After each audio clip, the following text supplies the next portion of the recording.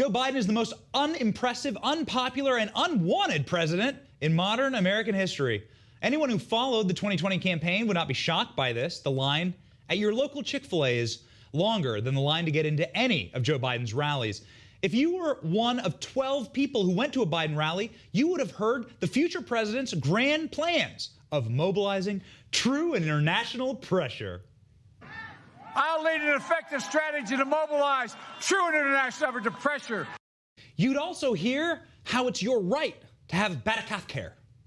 Barack and I think it's a right for people to have bad health care. Guys, listen, this is serious. Once we pass a constitutional amendment guaranteeing true international pressure and bad health care for all Americans, we will finally live up to the vision of our founding fathers. The data is in, okay, for real, and the most popular president in American history is also simultaneously one of the least popular presidents in American history. Weird. Rasmussen has Biden underwater at 48% approval after his first week in office. Didn't this guy get 80 million votes? How's that possible mathematically? The official White House YouTube video of Joe Biden's empty inauguration was so ratioed and trolled that the White House turned off the live chat and comment section. Strange thing to do, something Trump never did. That president actually loved free speech. It was okay to say something mean about him. The White House left up the dislike button, you can see. And that was a mistake. 80,000 dislikes. Woof. Less than 1 million views on that video? That is really weird. I thought that was supposed to be a historic event. Also, why did the most popular president ever need to be inaugurated under military occupation? Why is everyone turning on Joe Biden so fast? We have the answer. It's one word: betrayal. It's not often that a new president enters office and immediately betrays those who got him there, including his own faith. We'll give more on that in a moment. Many would call this unwise, but wisdom is not a trademark of the Biden era. The Biden era so far is a 78-year-old man wheeled out once a day to scratch a pen to a new stack of communist executive orders.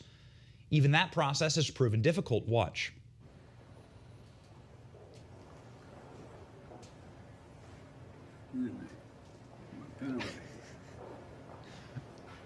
It's poor guy.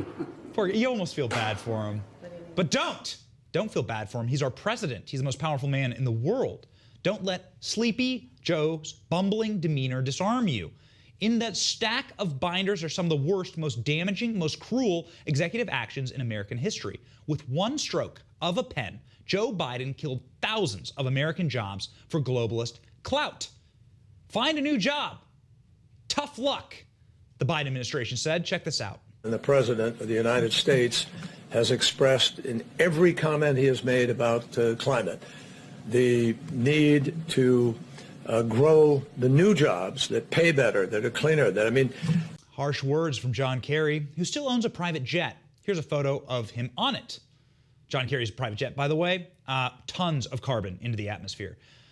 More than destroying American jobs, Biden is destroying his political base. Weird thing to do. The Joe Biden administration has refused to meet with Black Lives Matter's communists, their leaders, which, by the way, these are the same people who energize much of the flaccid Democratic base in an uninspiring election year. The group has lashed out about it online. They're not the only ones. An entire movement has begun based on regretting voting for Biden. The hashtag #IRegretVotingForBiden trended on Twitter last week as thousands openly confessed that they regret who they cast their ballot for. As the executive orders dropped, Google search trends for regret voting for Biden skyrocketed.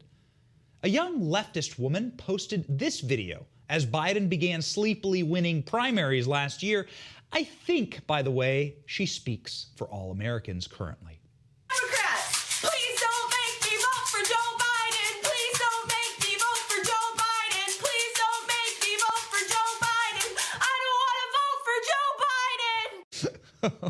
It'd be funny if it wasn't so painful and accurate.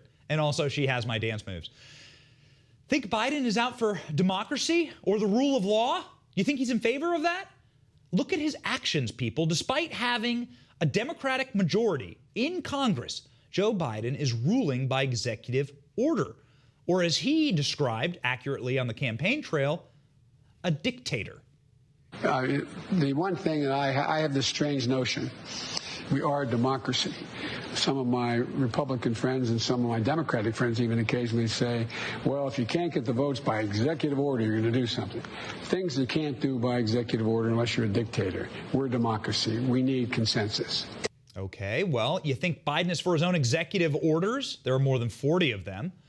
Biden doesn't even follow those. Biden signed an executive order mandating masks on federal ground, and on the same day broke his own order. There you go. And that's all of Biden's family. Do you see any of them wearing masks? Of course not. Of course not.